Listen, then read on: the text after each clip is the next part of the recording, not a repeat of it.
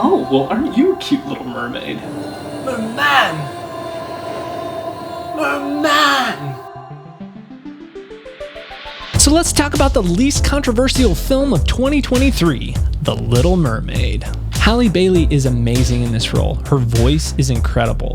She does a great job encompassing who Ariel is as a person and as a character. She's charming, cute, naive, and I just believed her performance. And honestly, I was really impressed by Jonah Hauer-King, who played Eric in this iteration of The Little Mermaid. I thought his performance was wonderful and he really encapsulated Eric, but he was also a more interesting, well-rounded version of Eric.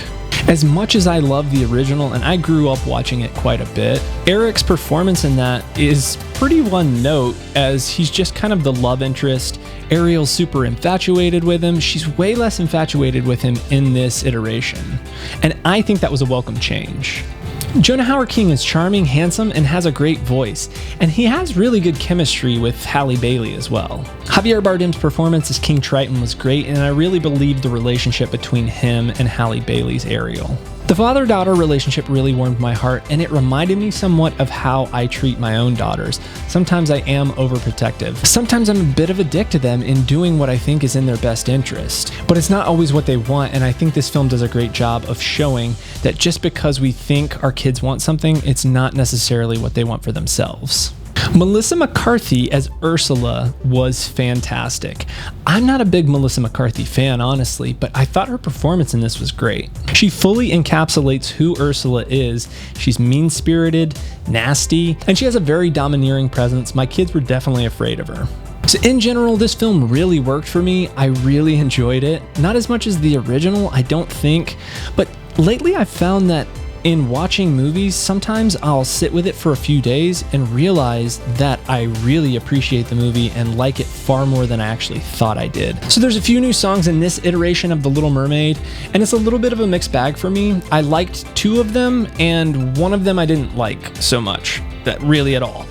So there's three new songs, and the one I didn't like is very Lin-Manuel Miranda Hamilton in The Little Mermaid, and it didn't fit really at all with the tone of the rest of everything.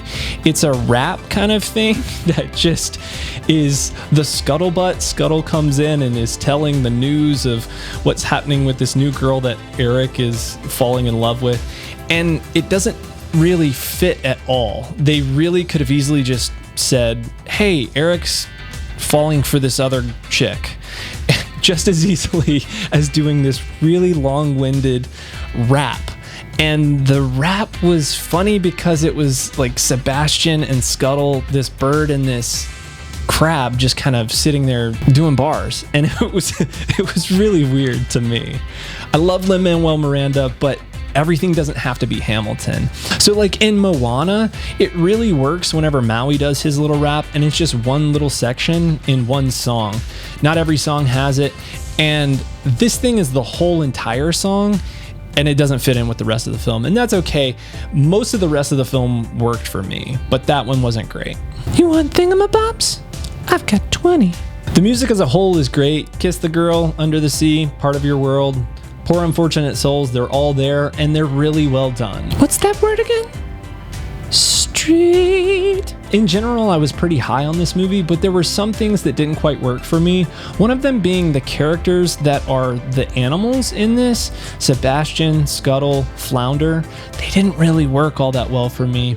I think it ran into the same problem that happened with the live-action adaptation of The Lion King, in which you have these hyper-realistic looking animals, and they can't emote at all.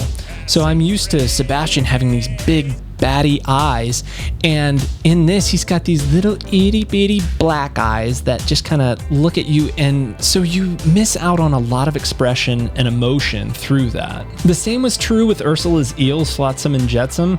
They didn't look very interesting. Both of them just looked like each other, and in the original they had much more personality. They had kind of gnarly teeth and just looked very menacing.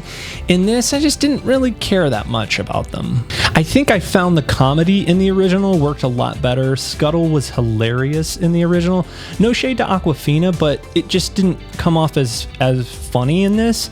Her performance was pretty good, but yeah, it just didn't all fit, I think mainly because they just looked too real. With that said, this is a minor nitpick, but I love David Diggs. I thought he was great in Hamilton as Lafayette. I really appreciate what he brings to the table. I just didn't love his performance as Sebastian. I'm so used to a much deeper voice, man. And he just didn't have it. And I missed this line so much. They didn't do the, you've got to pucker your lips like this. It's such an iconic classic line from the original, and he didn't do it. And like I said, his voice was a little more thin and not as deep.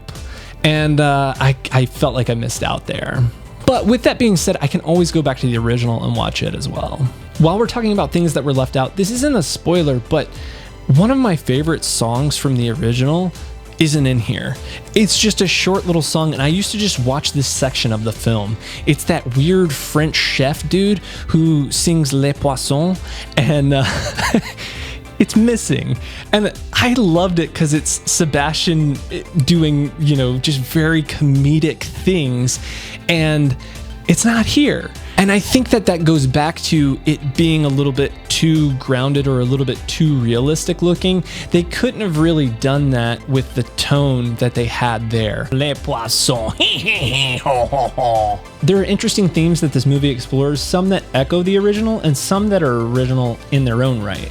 The idea of being trapped and isolated in our fate and doing what others want us to do rather than what we want for ourselves in our own lives. Also, the idea that sometimes we make sacrifices and it doesn't always work out the way we had planned it to. This is another theme and one of my favorite lines from the movie. Don't be held back by what you think should be. Think of what is. So often we're guilty of thinking of our lives in terms of what we should be doing or how we should be showing up, or what we should be doing in terms of what other people want for our lives. But what actually is, what's right in front of us, what's right there, that's what we need to be focusing on. Dude, fake Ursula is super hot.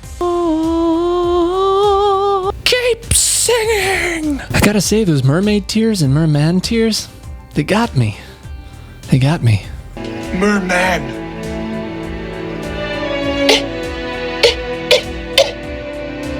Merman! The story stays pretty faithful to the original, and there are a few changes made. 3 additional songs are added, but they don't make any drastic changes that make you kind of feel like, what movie is this? It does divert enough in certain ways, and I don't want to spoil those ways. I want you to go enjoy the film for yourself, but it diverts in enough ways to make it its own movie. And I honestly like some of the changes they made. I think Cinderella was the one that they've done the best in terms of the changes that they made to it to make it more original. I'll be honest, we don't need any of these Disney remakes, but I think it's pretty cool. This movie came out roughly 30 years ago, and so the next generation gets to enjoy it, and I think that's a wonderful thing. My wife, my 10-year-old, and my 7-year-old all enjoyed it more than the original, and I'm not sure where I stand at this point. I need to sit with it a little longer. Most critics seem to be enjoying this film. It's currently sitting at a 70% on Rotten Tomatoes, and that could change a little bit more or less. But yeah, that means roughly 7 out of 10 critics who watched it liked it and thought positively of the film. A lot of the complaints that I've heard going around is that the underwater stuff looks bad. I disagree with that. I think it's inconsistent. In a post-Avatar 2 Way of Water world where that just looks insane, this doesn't look that good by comparison, but by its own right, it does look good. And there's just a few times where things don't look quite right, but in general, I thought overall it looked great. Another complaint I had heard is that the movie's a little bit too long. I also disagree with that, and I'm someone who lately has found myself complaining about the length of certain movies. And this one, it clocks in at 2 hours and 15 minutes. It's not too long. It's almost double the length of the original. I thought the pacing was great. There was never a moment where I was bored or saying, they didn't really need to include this. Save that one rap song from Scuttle and Sebastian. That I think I could have done without and just had a quick one line. All in all, I really enjoyed this live-action remake of The Little Mermaid. So who's The Little Mermaid for? The Little Mermaid is for anyone who enjoyed the original, anyone who has children in the age range of 5 to 12, and anyone who is a die-hard Disney fan and watches everything that they put out. It's got great music, great themes, great cast, beautiful colors, and it's just a really fun movie. So who is this movie not for? It's not for anybody who has already decided before they've even watched it that they're not gonna like it. Listen, man, flipping your fins, you don't get too far, okay? Legs are required for jumping and dancing. If you're feeling sexy, my friend, hit that subscribe button and check out my latest review of Fast X, which you can find here, and I will catch you in the next one.